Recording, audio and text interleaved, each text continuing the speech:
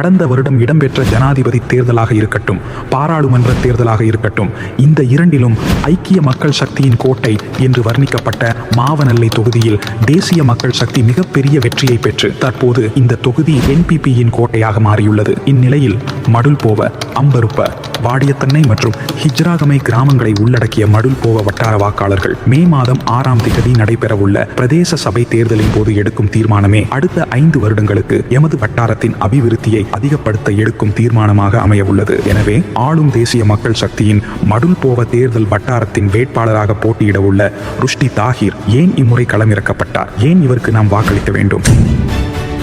NPP அல்லது JVP கடந்த ஒரு தசாப்தமாக 3% வாக்கு வங்கியை கொண்ட கட்சி என்ற பெயரை கொண்டிருந்தது. குறித்த காலப்பகுதியில் இந்த கட்சிக்காக உழைத்தவர்கள் மிகவும் குறைவு. அவ்வாறான ஒரு காலப்பகுதியில் இருந்து இந்த தேசிய மக்கள் சக்திக்காக கிராம மட்ட அரசியலில் ஈடுபட்ட ஒருவர்தான் ருஷ்டி தாஹிர். கடந்த ஒரு தசாப்த காலமாக மடுல்போவ வட்டாரத்தில் தேசிய மக்கள் சக்தியின் ஒரு தூணாக இருந்து வந்த இவர் கடந்த ஜனாதிபதி தேர்தல் மற்றும் பாராளுமன்ற தேர்தல் என்பவற்றில் ஊரில் உள்ள அரசியல் அனுபவம் கொண்ட பலரது ஆதரவுடன் இந்த கட்சியின் வெற்றிக்கு பெரிதும் உழைத்துள்ளார். இதன் விளைவாக இம்முறை பிரதேச சபை தேர்தலில் தேசிய மக்கள் சக்தியின் மடுல்போவ வட்டாரத்திற்கான வேட்பாளராக கட்சியின் உயர் மட்டத்தினால் ருஷ்டி தாஹிர் தெரிவு செய்யப்பட்டுள்ளார். ருஷ்டி தாஹிர் தான் பிரதேச சபை வேட்பாளராக தெரிவு செய்யப்படுவதற்கு முன்னரே கட்சியின் உயர் தரப்பிடம் எமது வட்டாரத்திற்காக பல அபிவிருத்தி திட்டங்களுக்கான கோரிக்கைகளை முன்வைத்துள்ளார். அதில் சுய தொழில் வாய்ப்புகள், குறையற்ற இலவச கல்வி, தகுதிக்கு ஏற்ற தொழில் வாய்ப்பு, பெண்களின் வாழ்வாதாரம், சீரான குடிநீர் திட்டம், முழுமையான வீடு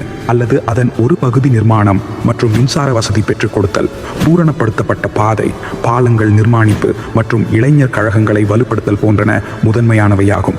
எனவே இவற்றை எமது வட்டாரத்திற்கு பெற்றுக்கொள்வதற்கு நாம் ருஷ்டியை வெற்றி பெறச் செய்ய வேண்டிய கட்டாயத்தில் உள்ளோம். நாட்டை ஜனாதிபதி அனுரவும் பாராளுமன்றத்தை தேசிய மக்கள் சக்தியும் அதே என்பிபி மாவனல்லை பிரதேச சபையையும் ஆளும் நேரத்தில் எமது மடுல்போவ வட்டாரத்தில் மாத்திரம் ஆளும் கட்சியின் உறுப்பினரை இல்லாமலாக்கி எமக்கு கிடைக்க உள்ள அபிவிருத்தி திட்டங்களை நாமே குறைத்துக் கொள்வது பிழையான செயல் என்பதை நாம் யாரும் மறுத்துவிட முடியாது. பிரதேச சபை தேர்தலின் பின்னர் பிரதேச அபிவிருத்திகளுக்கான கோரிக்கைகள் முன்வைக்கப்பட்டாலும் களவு, ஊழல் எதுவும் அற்ற தரப்புக்கே அரசின் நிதி வழங்கப்படும் என்றும் அனுரகுமார திசாநாயக்க கூறியுள்ளார்.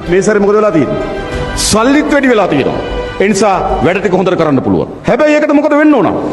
මෙන්න මේ ප්‍රාදේශ සභාව යෝජනා ටික හදලා ඒට එවන්න ඕන. එව්වම අපිට බය නැතුව අනුමත කරන්න පුළුවන් වෙන්න ඕන.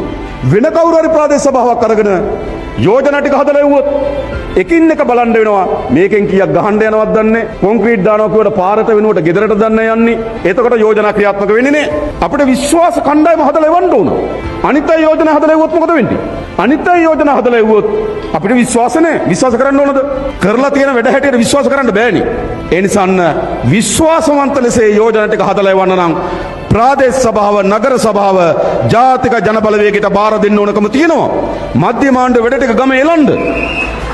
ஊழல், களவு எதுவும் அற்ற இந்த அரசு நாட்டின் அடிப்படை வசதிகள் எதுவும் இல்லாத பாமர குடிமகன் முதல் நாட்டின் உயர்மட்ட ஏற்றுமதி துறை வரை அனைத்தையும் அபிவிருத்தி செய்யும் தேசிய திட்டத்தை ஆரம்பித்து சிறந்த முறையில் நடைமுறைப்படுத்தி வருகின்றது. இதில் நாமும் எமது கிராமமும் உள்வாங்கப்பட வேண்டும். அதன் மூலம் எமது வட்டாரமும் அதிக பயனை பெற வேண்டும்.